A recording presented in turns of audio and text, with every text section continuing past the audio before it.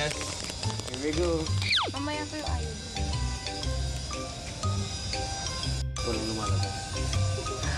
Pag ganun, oh. Oo, wala nga. Hindi, sige kayo, Mel. Kalagitnaan ng umaga nang sinimulan na ng housemates ang pinaghandaan nila ng ilang araw, ang paggatas sa kambing. Minumungkahi ko na sundin nyo ng maigi ang bawat instructions upang hindi masaktan ang hayop. Apo. Excited na ba kayong maggatas ng kambing? Opo. Apo. Medyo. So parang ang sarap mag-milk na. Pwede mo 2 beses kataas. Sa isang araw? Yes. Ready? Yes, sir. Go. Wash those nipples. Ano nalalamigan si Babe? Kaya? Cookie! Dude, huwag ka mailang, dude.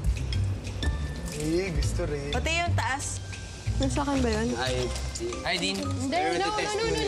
Ito-test mo natin. Test. Here we go. Mamaya ko yung ayod. Walang lumalabas.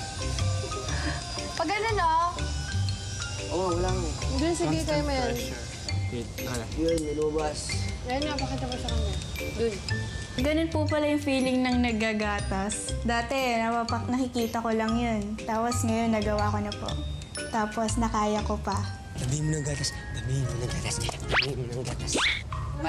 Parelaxin lang natin. Mamamit yan. Sabihin mo lang Tingin mo lang po, madali lang po yung yung pag-ano lang po ng gatas, pero mahirap din po pala. Oo, pwede. Para dalawa. Iyakin na yung handle. Yung handle. Change. Wait lang. Wait lang. Ka. Ano ako sisipa? Oh my God. Ikaw hawak. Ang dami pala mag-produce ng gatas dyan, ano? Oo. Amazing. Ang dami, oh. Ay, ganun. Ang piga talagang ganun eh. Magaspang po siya, pero pag oras po na, parang nag-ano na po kayong gamit, nakakatawa po, parang sarap po hawakan. Ay, diyan ka pa. Diyan ka kasi malapit. Baka maapakan, be. Ay, angat mo naman. Parang na ano siya. Ayaw mo na, Goki. Hindi madali. Kasi, todo to the max.